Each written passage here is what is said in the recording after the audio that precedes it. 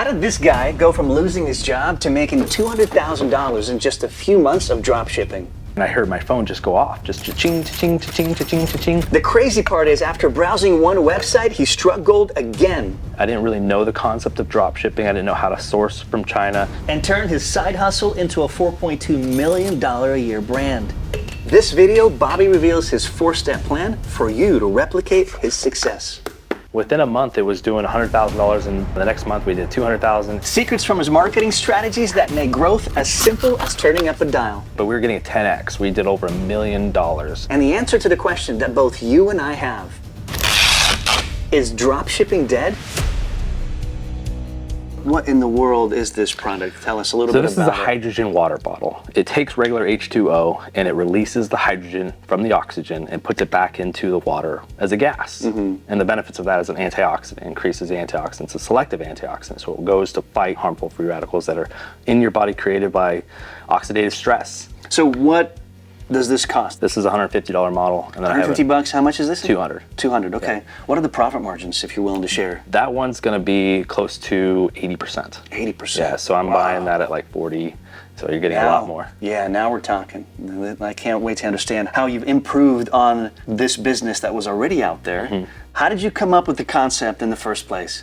I was browsing a website called Flippa, and I was selling a website that I had previously, and I came across this one selling these water bottles, but they weren't doing that well in it. Maybe their marketing wasn't that well, or their website wasn't as good. And so if I figured if I can do better than they were doing, right? If they're doing 30 to 35,000 a month, maybe I can do 10x that. So the idea was already there. Did you have any background in business in general? Tell us a little bit about what you were doing before you Googled, searched, and were like, hey, I mean, if we go all the way back to where I was a teenager, I started a web hosting company just because I had friends that played video games, and they were paying for web hosting for their websites for their clans and the way that they played in the video games. So I'm like, okay, if I could create a web hosting company and have my friends pay me, then that's just a concept that sounded great. I don't have to really work for the money. And so that concept, fast forward to 2020, basically after the pandemic.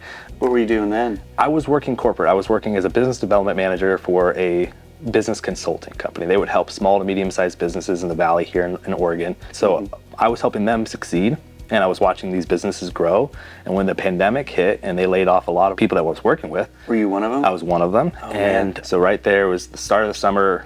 People were on lockdown. I want to find something. I was recovering from a shoulder surgery, basically watching YouTube content. I watched hundreds of hours of content on YouTube. Just what can I learn from that? Probably came across UpFlip as well? I did. I came across UpFlip. It was a really good episodes then. And one of the things I learned was drop shipping. I didn't really know the concept of drop shipping. I didn't know how to source from China and get a product directly to a consumer. So I learned all that through some YouTube content, found a product that in June and July, I was able to sell and scale up to 200,000. Wow. Yeah. And so this wasn't happening in June and July? No, this didn't happen until November of 2020. Gotcha. Okay. This was my evergreen product. Got it. Okay. This is a prototype that's not out yet? Yeah, this is our pre-order item. This is going to be the Atom. That's pretty cool. Walk me through how to use it. So you have the power button located on the bottom, as well as the LED LCD screen on the front. That's fancy, dude. So the process is either a 5 or a 10-minute cycle, depending on if you press the power button once or twice rapidly. And in that time, you can release up to about 5,000 parts per billion, or 5 ppb, of hydrogen gas into the water. And then once you have that done, you open it up, and within 15 to 20 minutes, you just drink the water, and you're going to reap the benefits. All right, let's try this out.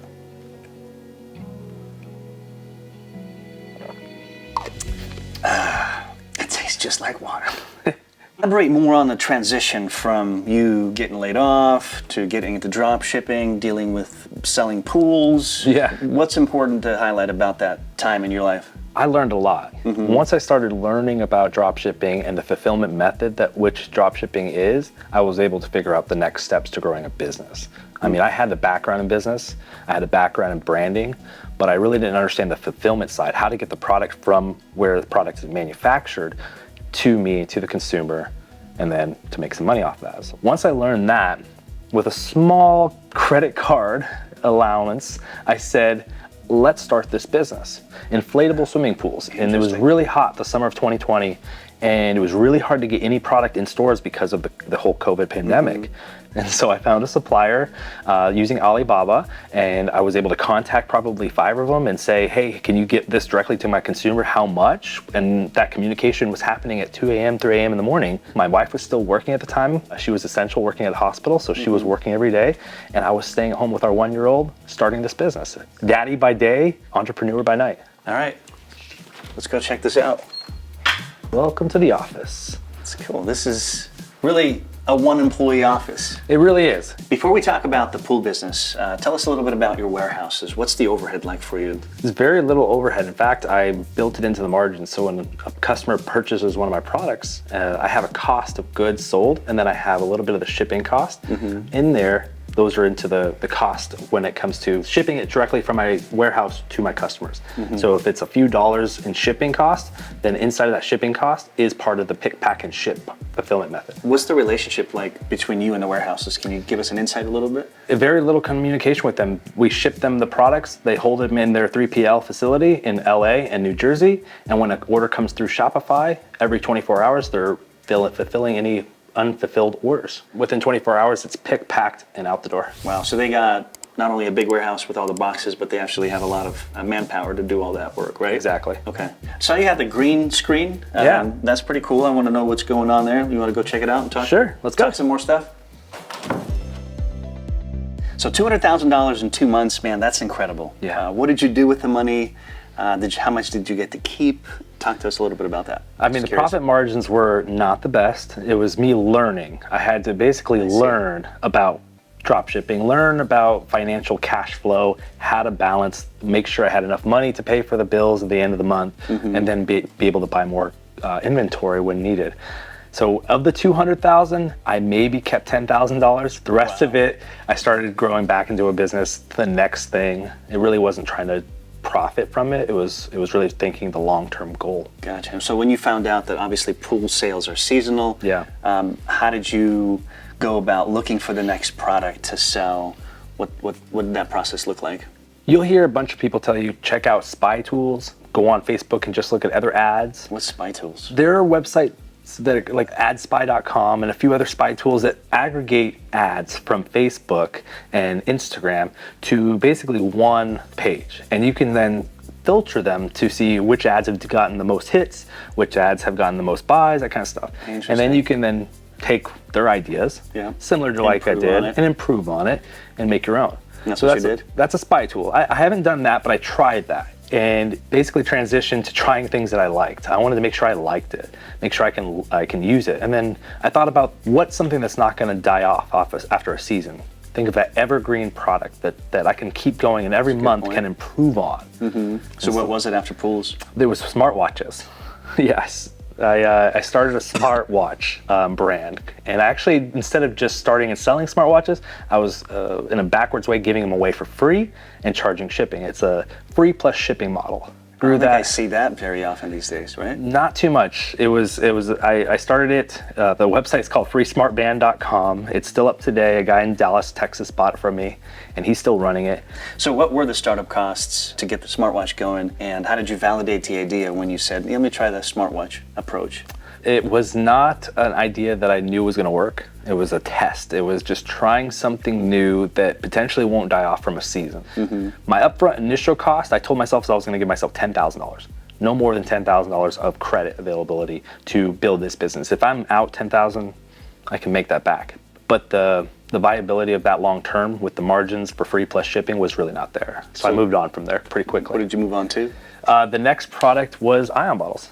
Gotcha. That was in November of 2020, and that I knew had a growth potential that can scale much higher than I even knew. Today, when you're doing $6 million in the year, and that you think is already the most you could do. Last year, doing $2 million, and I thought that's the most I can do. Wow, from 2 to 6. I know, and then next year, what is it going to be? So where I felt like the ocean was going to stop growing, it just kept going. ionBottles didn't become a hit just by having a great product. They also had a great story. But creating unique content to tell that story is only half the battle. Take it from me, monetizing your content is a lot harder than it looks. So if you're looking to turn your audiences into customers and leverage content to grow your online business, you've got to check out Kajabi. Kajabi is your go-to all-in-one platform tailored for creators and entrepreneurs.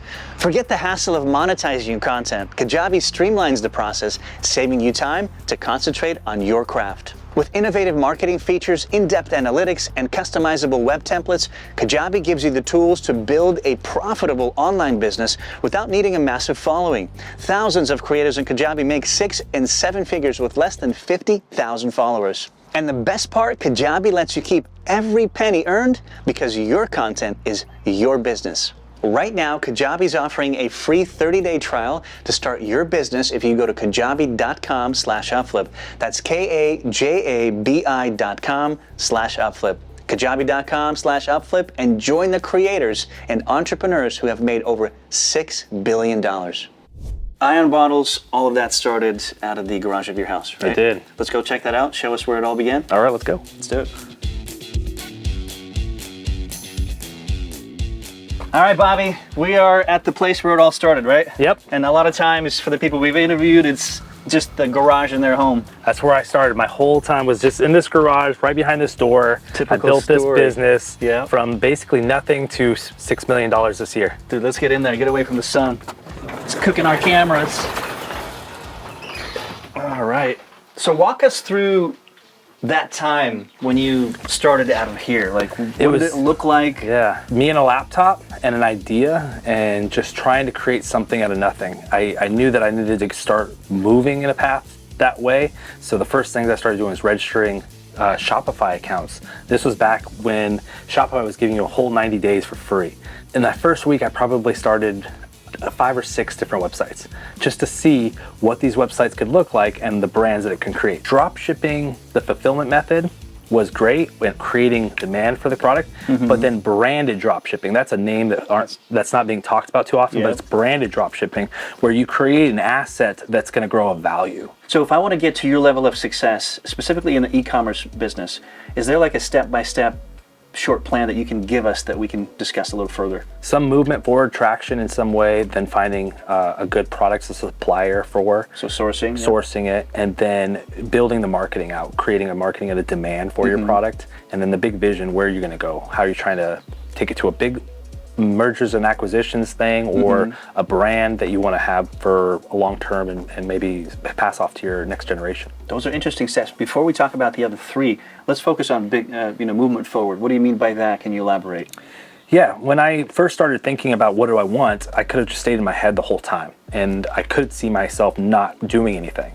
But the moment I started using my computer, registering a domain, creating an email account, getting a Shopify page going, that created traction for me to feel like something's happening, and the movement forward was happening organically from me doing those things. I mentored a few people who have stayed in that analysis paralysis part of their phase of this journey. In what should I do? Should I try this? Should I try that? And then they won't really do anything. It'll just be constantly thinking, should I? Should I? I know you've had some time to play around in the UpFlip Academy. What do you think? What are some things you want to highlight? I think the UpFlip Academy has a great deal of resources. There's lots of videos that you can start just watching right now, learning how to start your business and become an entrepreneur. I spent a few hours on it already and really learned quite a bit.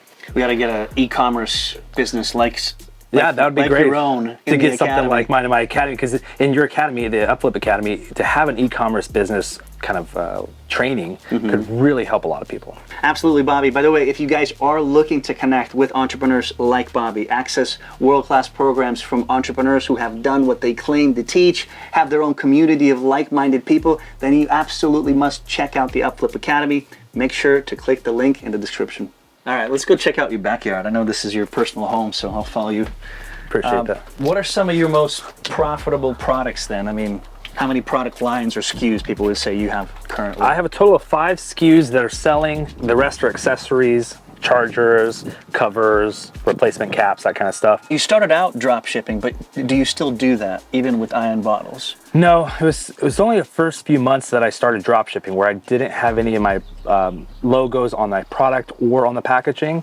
After first few months where I saw that there was a business viability here, the growth was gonna happen, I said I gotta get my packaging done, I gotta get logos on the product, and I gotta start making iterations to make it a little bit different than anybody else out there so that I was beating the competition.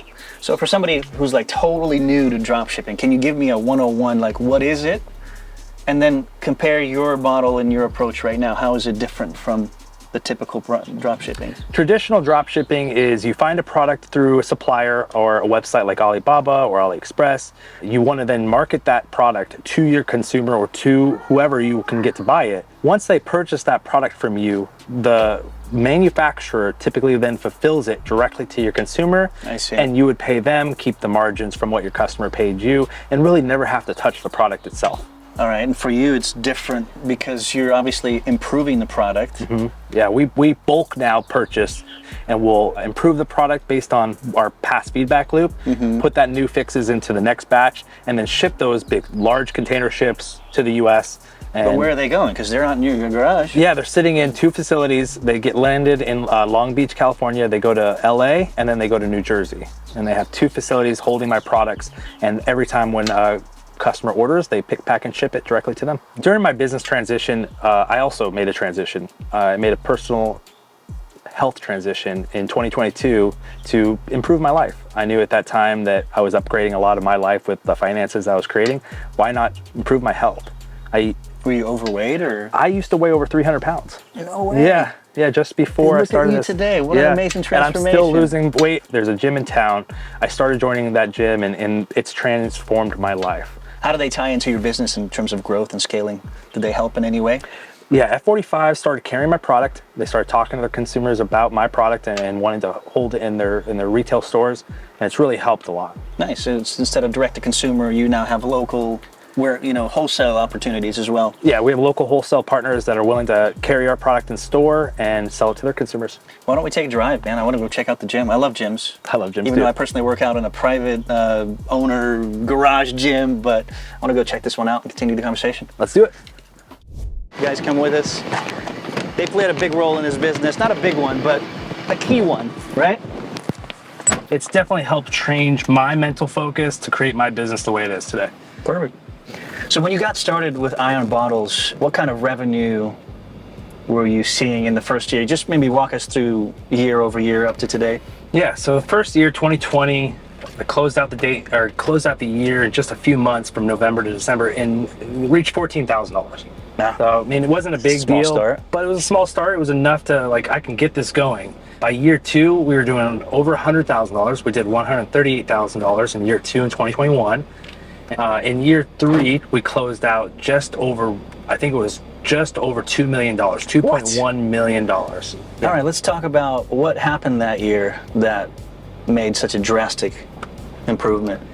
I put a lot more focus into the business. I was able to run it more than just a side hustle. I was able to run it more like a full-fledged business where I put waking hours, a schedule around my time.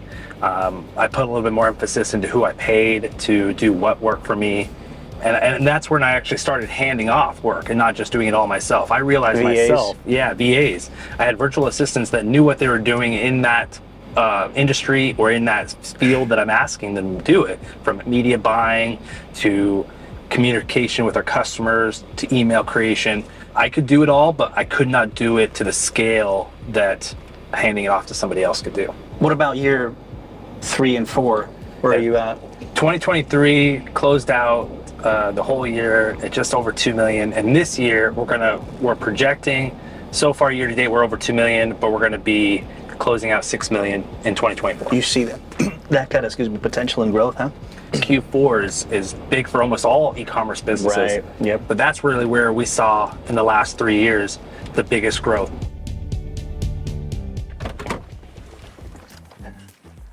All right. F45, right? Yep. So tell us why we're here and what significance does it have maybe in the business world of things for you? So this place is like my home away from home. I come here at least 3 to 5 times a week. It helps me clear mental focus. It helps me get stronger. And it lets me know that I can basically push myself to do hard things. Mm-hmm. But they're also part of your so they're also part wholesalers. They're also part of my wholesalers. They became a wholesaler back in the beginning. When I first started in 2022, when I first started here, they were really helping me out, putting the product up. They advertise for me. They make sure that customers can see what we offer. And I met the owner, Tara Harvey, and her husband, Brody, when they first started this gym back last year, actually, was when they first started the gym. And they said they would love to have my product. Fits well with their consumers. Did it start by you giving them a free product to the owners, and that's how they got the experience it? Actually, I think Tara bought it right off the bat. When they first opened, they had a grand opening day where they had a bunch of vendors come out. They allowed us to show off our products. And when they saw that, I sold the product to one of the owners, and they loved it, started carrying it, and ever since I've been doing that. Okay.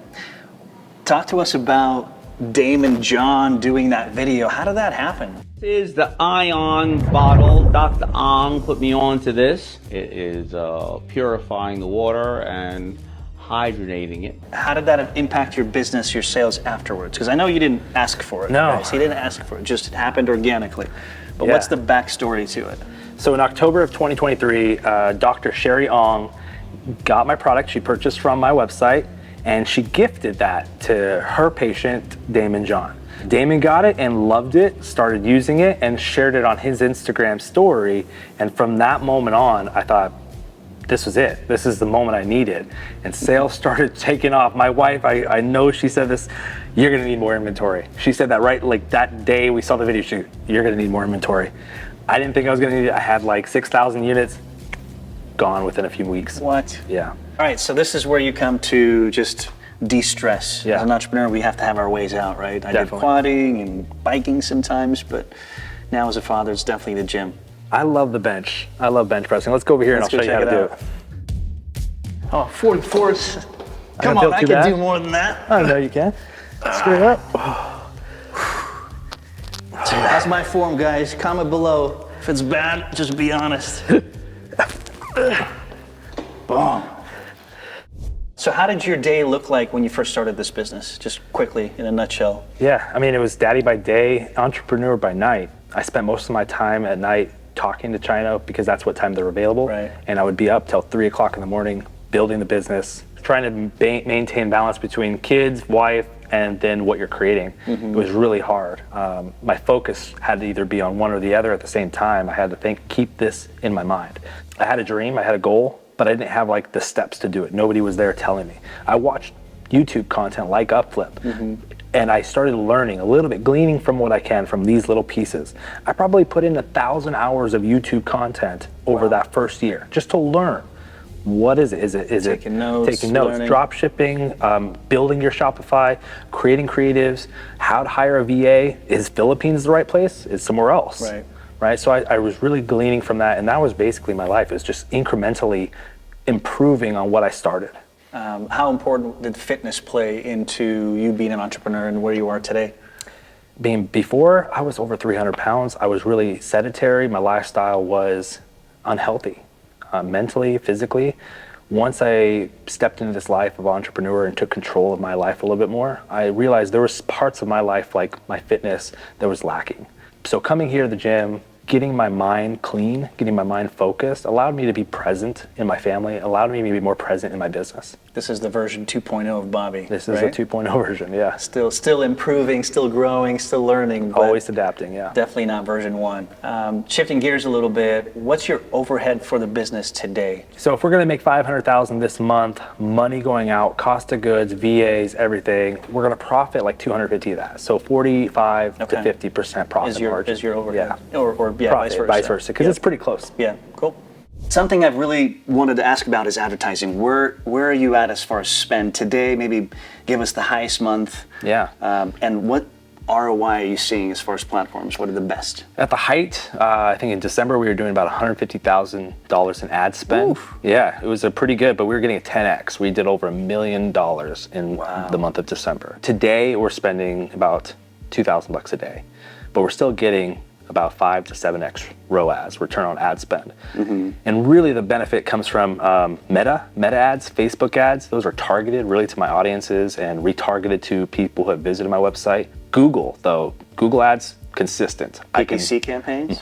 Yeah, if I'm doing search, I'm doing traffic, I'm doing shopping, I'm getting enough traffic from Google that the return on investment has been consistently 5 to 7x ROAS. So Meta, Google, all about the same as far as priorities, like where you would spend money? I won't stop spending money on Google. Yeah, I won't stop spending money on Google. I'll stop Facebook ads from time to time. How come? It's hit and miss. Sometimes you have like a really good campaign that's going, or a really good ad that you want to run for a while and might tire out and die off. They have ad fatigue. But Google, it's just a search, right? People are searching for a product. They're searching for your product. They're searching either for the name ionBottles, or they're searching for a hydrogen water bottle or something similar. And if I'm not on Google, if I'm not in that search ranking somewhere through SEO or through paid traffic, they're gonna not find me. Hey Bobby, tell us about this community of more than 7,000 followers. Why did you start it? What benefits have you seen it? How do you give back value, and how do they give back value to you as an entrepreneur? Yeah, so the group started a few years ago, and I didn't think it was going to grow as fast as it has to 7,000, 7,400 now today. That's amazing. And what it really gives me is almost like 7,399 salespeople. Those people are talking about my products. They're in there using the products. They're reaping the benefits from it, and they're telling success stories. So when I ask somebody who's maybe on the fence, who's interested, just maybe doesn't have the full buy-in yet, they join my Facebook group, they read through a dozen or more of those comments and success stories, and they're sold right away.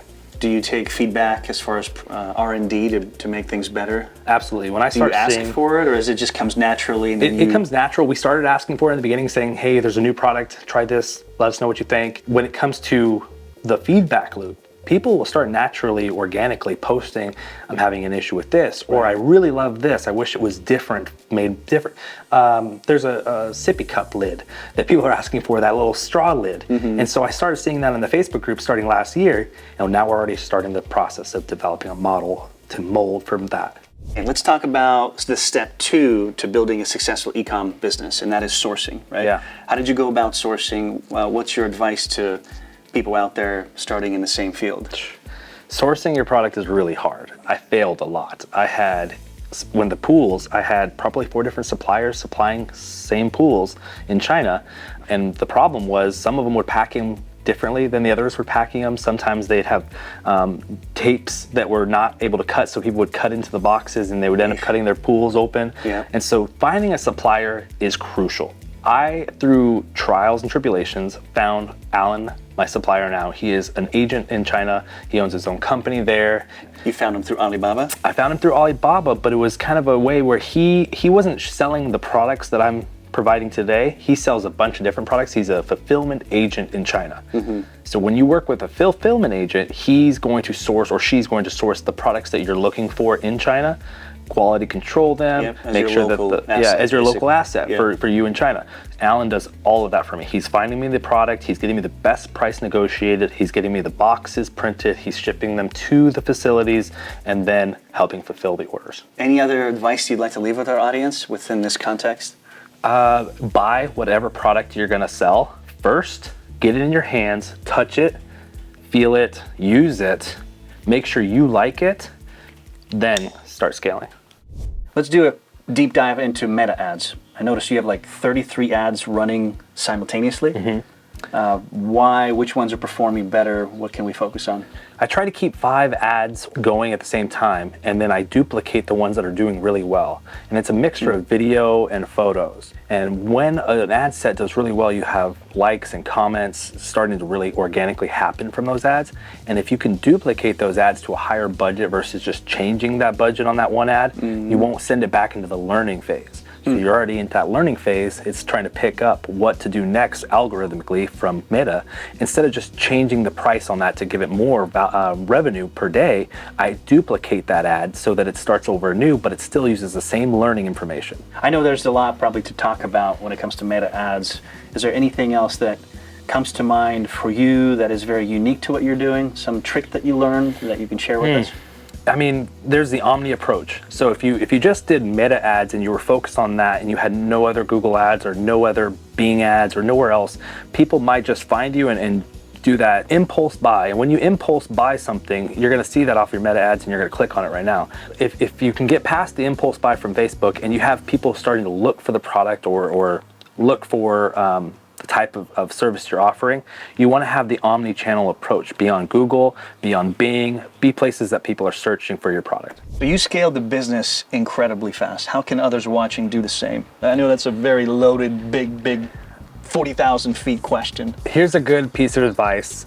Don't try to do it as fast as I did. Try to do it more methodically. I had to go back and fix mistakes that I started with. I didn't have the right team in place in the beginning. I might not have had the right bookkeeping in place in the beginning, the right financial planning in the beginning. So I started learning, making mistakes, fixing those mistakes, and then growing from there. If you really want to get going right off the bat, start with those 3 things. Get your team in place, get your books in place, make sure your product and everything's good so you're not going to get a high amount of returns. That way, when you start scaling, you start advertising and getting more and more customers through your door or through your website, then scaling doesn't come as hard. It's almost natural. Okay. Would you recommend for those starting out to use dropshipping to sort of prove a concept and then switch gears to something else? Absolutely. Yeah. Prove the concept. If this is a product you've never touched before, buy that product, get it in your hands, touch it, use it. And then if this is something you want to create a brand and a business out of, then I would recommend starting dropshipping, because then you don't have to have this upfront bulk cost. You can sell the product to your consumer. It doesn't have to be branded. Once you see that proof of concept's there, you love the product, your customers are liking the product, then segue into a private label. Then start coming up with a branded dropshipping method. Order more units in larger quantities, and then start your business from there. Yeah. How big is your email list, and how much revenue do you think it contributes to the business overall? I've grown the email list now to just over 60,000 subscribers. Wait, 60,000 emails? 60,000 emails. We're trying to collect everybody's email when they come to the website. We have pop-ups, we send out messages, we offer really good information, monthly information on our email so that people can get that information that they wouldn't get elsewhere. So there's value to it. But really it counts for close to 30% of our revenue. No way. 30% of our monthly revenue come from our email list. So that is a good chunk. Yeah, we use Klaviyo. Klaviyo is a good email software that makes it almost automated. Besides the system that you use to do all that, what other tricks, secrets that maybe you've learned about email lists? Frequency is important. You don't want to overload your email list. I would unsubscribe you right away. Yep. If you started sending out too many spam emails, you're going to get unsubscribers right away. You definitely want quality looking emails. They can't just be text only, or they just can't be a picture. You kind of want to try things that work and see what conversion rate you're getting. How do you keep your email list engaged? I provide value. My email list is not full of just sales ads or just constantly trying to get consumers to buy. My email list is full of value, giving them information, links to our blog, things that could help them in their daily life. So if I'm providing them value, in return, they're opening my emails more and more. So our open rate's a little bit higher, our click-through rate's a little bit higher. 30% of our income is coming from our email list. If I'm not experienced in that, and I don't want to break my head over reinventing the wheel, are there people out there that can partner up and help me with that? Absolutely, yeah. There's people out there that I would recommend partnering up with if it's something that you're not experienced in, but like I believe fully, you need to know a little bit about everything that you're trying to do in your business. For sure. My email list is the same way. I started off my email list with not 60,000. I started off with 1, and I started marketing that 1 or then the 10 and 15. And I wanted to make sure I knew how to do that really, really well before I hand it off to somebody to hope that they can do the same thing, if not better. Right. All right, well, let's talk how you manage inventory today. If it's not something we've already touched on, what does that look like? Systems, people in place, anything you want to touch on?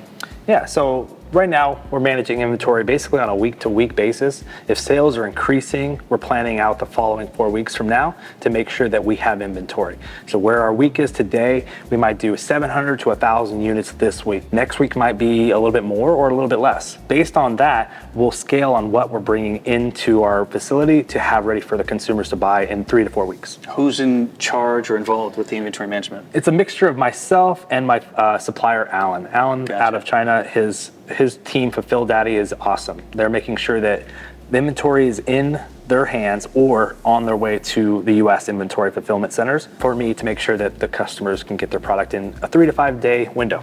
And how long does it take to get new product from China now? About 28 to 30 days. Gotcha. Yeah. It was probably longer back in COVID, wasn't it? Oh With all gosh, when we had that hold up with the ship in the Panama Canal, it spent at least 2 months of ships waiting for our containers to Did you end up going depleted on inventory? You made it through with... No, we absolutely did. We depleted our inventory. At some point, we actually started fulfilling directly from China to our consumers, and that wasn't something I want. I don't want to do that really ever often. So we ship now more inventory to the U.S. to have ready. How big is your team today? Today we're running with 6 people, including myself. But today, physically, nobody, at this location, nobody's here. It's just me. Everybody else is virtual. How do you run so lean? Let's dive into that a little bit. I really did not want to build myself a job. I didn't want to wake up in the morning and have to be somewhere at 8 a.m. or 9 a.m. to start the day. I wanted to build myself an automated business that gave me the lifestyle that I wanted with my family. So I'm finding all the people that were doing the job as good as I do or not, I have to teach them to make it better. And so I found these VAs out of Philippines. They're impeccable. And then I have an ad guy who's running my ads now. I have a email and SMS person who's taking care of all my email and SMS. And now my team has just kind of become this really good working team that wants to go with the same goal that I have in mind, is to build a brand that's really well known and that they have the family lifestyle too, because I want to give them that. So you're incredibly successful now, and your bet on yourself paid off. It did. But whilst you were building the business, did you have any moments of doubt? Can you share with us a specific moment? What happened? What was it? How did you overcome it? Yeah, my first official year of ionBottles, it took off. It was a rocket ship, but then once the sales really leveled off and maybe even started to die, I was concerned. I thought that this train had a wall that it was going to hit one day. And what was going to happen? What was it going to do? How was I going to feed my family, keep my house? So I started applying for a bunch of jobs again, thinking that's what I need to do. I just need to get another job. I just need to go back to the workforce, get that regular 9 to 5, because then there's that cushion. While I'm still building this business, I have that cushion of money coming in. That doubt was so strong in me that I knew I wanted to keep going with this business. And when things started getting hard for me, I could either revert back to what I knew, or I could keep taking the risks and feeling the pain and see if I can get through that all the way to the end, the successes that I am exceeding today. And I'm really glad I did.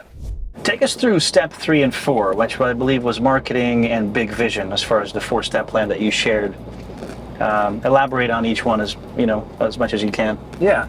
So marketing, there's tons of different options. You could do the direct consumer pay-per-click marketing, where I just put creatives on the internet and hope that consumers are going to find me. There's also other marketing ways. I do a lot of wholesale now. I'm like the gym we're going to today has inventory of my product in stock, so that if a member of their gym comes up and says they want to buy it, they can pick it up from them that day. Nice.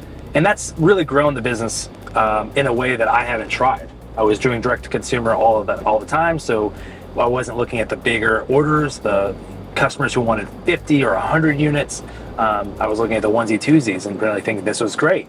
But then once I started growing into that marketing vision or the marketing plan and really figuring out where the consumers are going, they're going to gyms, they're going to health and wellness centers, they're going to places that my products weren't yet. What about the big vision? What does that look like to you, if that's part of your 4th step? Yeah, I mean, the 4th step, the big vision, the future is going to be, I want to be the name brand in hydrogen water. I want to be the Kleenex, the Band-Aid.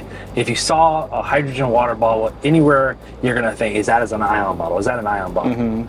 That's my big vision. And then working with big stores. I'm starting to work with some bigger athletes. The big vision is to start with bigger stores, maybe a Target or Costco, and seeing large orders come from there. Almost a quarter of people mention fear of failure as the reason for not starting a business. What do you say to them? You're gonna fail. I mean, don't risk or don't fear failure, embrace it. The more I failed, the cheaper my failures got. When I started failing in the beginning, it was expensive. I would spend hundreds of dollars and fail, then thousands of dollars to fail. But once I started figuring out how to fail quickly, I was also able to figure out how to fail more efficiently. And when I failed, I realized what didn't work and what's now going to work. So I started breaking through that, churning through it, failing more cost-effective failures, creating a more profitable business for me. Wow. Guys, Bobby is not the sponsor of today's video, but because of his generosity, he's willing to extend a special offer to our UpFlip viewers. If you're interested in any of their products, go to ionBottles.com, use code UpFlip for 20% off. Enjoy. How's the competition right now? What does the market look like for you? Last Christmas was a big one. A lot of people entered this space thinking they could do what I do, and starting with a product similar to mine, it became quickly that they were not selling the same quality product, or they were not putting the same level of effort into the product and the brand like I am. Mm-hmm. So you see them quickly rise and then die off. Interesting. So how do you differentiate yourself? Obviously, there's a lot of R&D, it looks like. You're focused on improving it like a lot. Yeah, my customer feedback loop is tremendous. I want to hear what my consumers are saying about my products, and then I want to make sure that we're iterating and reiterating on that to make sure that we're giving them exactly what they need, from quality, health, and then just the beauty of the product has to work really well. If you want insider knowledge and ways to stay ahead of your competition, make sure to subscribe so that you don't miss the next video. So for such a small team, you have incredible creatives. Like, talk to us about UGCs and that side of the business. Well, customers relate really well to that user-generated content. They can see it in a customer's hand and not just marketed by a model. And so I started off by sending out products to just random Instagram influencers. They didn't ask you for it, but you just just started took the initiative? messaging them saying, hey, are you interested in this product? And the ones who responded, I sent to them. I got probably a good 50-50 back of people saying, I like your product, I want to share it. The other 50-50 was like, don't even want to do anything with it. They just got my product not their thing. Well, it's not their thing. It's just they liked it, or they took my product. They just didn't create any UGC from it or any content. But once I started doing that and seeing the successes and failures of that, I found a website called Billo, BILLO.app, and their website helped open up my basically ability to get really good user-generated content. I create a listing in Billo, and then influencers or creators will go and apply, and then I can hand pick the ones that I want, ship them the product, and then I guarantee they'll create me videos. So you're choosing now Yes. who to send the product to. Exactly, versus waiting for them. Yeah. What's in it for them when they go to that website? Because they're looking for products to I think so. market, make money, because they think they'll pay you? Or well, if you're a content creator, you're looking for other ways to get more products to create content for it. Billo basically marries the two. You're a content creator and you're a brand. We're going to connect you two. Let's talk Amazon. Do you think business owners should be using that platform to sell? Because in a way, you're competing with your own website. So what's the thought process there?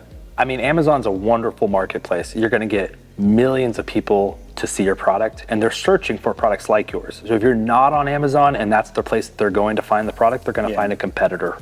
It's another thing to separate you from some competitors that aren't on Amazon, because Amazon is like almost like a proof of concept for you. If you're on Amazon, your product's real. You're there. You have a logo. You have a brand. When you're not on Amazon, you're just selling from your website. Then who are you? So what percentage of your business comes from Amazon? 10 to 15% right now every month is Amazon. Do you expect or hope to increase that number, or I've actually dropped that number. That it used to be above 20%, but I wanted to come down a little bit because Amazon has fees that are a little bit more expensive in certain ways. So I don't want to have too much inventory on Amazon, but I don't want to have none. What are some of the biggest mistakes you can make on Amazon? Overpricing your item, underpricing your item. So the price really is a huge issue. If you're right in the sweet spot, you're going to sell. You're going to get that 99% failure. They had this ad box or buy box that they give you. Right. And that buy box allows customers to add to cart or buy it now. If you're outside of the window and you don't have the buy box, you almost lose all of your sales. So they control the range of where the buy box is going to happen. Amazon, their algorithm, they'll look at what this product is selling for on the internet, other places, and then what you're listing it at. So if I'm not in that window of the sweet spot, if I'm say $100 more or $50 cheaper, they're going to remove it from me. And so my listing will tank. If our viewers can read like 2 to 3 books for the rest of their lives, what would they be? What would be your recommendation? Let's see, Raving Fans, Think and Grow Rich, and basically anything by John Maxwell. Any major takeaways from one of those 3 for you personally? I mean, I love Raving Fans. Creating Raving Fans really helped my business, making sure that my customers are so happy that they bought from me and so happy that they have that product in their hands that they're going to tell everybody else. What's one way that happens, Bobby? We have an affiliate program. So right away when consumer or customer buys from us, they're asked if they want to be part of our affiliate program. Do you want to share your success with ionBottles with somebody that you love? Make 20% off of their sale. And when they do that, we have a very high return. Like 25% of our monthly revenue comes from our affiliates. Wow. Do you want to hear the online cha-ching but don't want to build a physical product? Well, episode 167 dives deep into Kevin's $7.3 million online business that you can't miss out. Take a second to like and subscribe, and we'll see you next time.